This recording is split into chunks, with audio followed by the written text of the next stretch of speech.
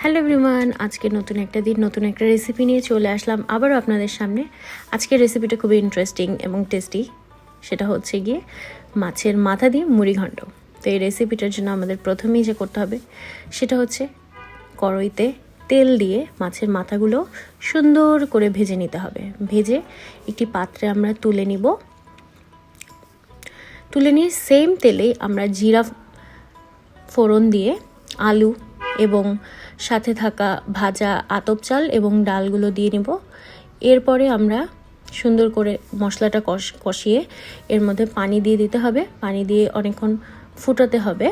ফুটানোর পরে এরকম একটা রং চলে আসবে আপনাদের রান্নার।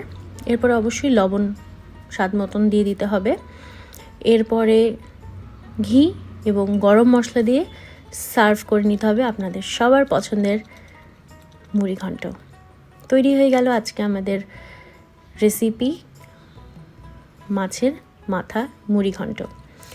সবাই একবার হলেও চেষ্টা করে দেখবেন। আশা করি আপনাদের কাছে ভালো লাগবে রেসিপিটা। ধন্যবাদ। সবাই ভালো থাকবেন, সুস্থ থাকবেন এবং আমাদের পাশে থাকবেন। ধন্যবাদ।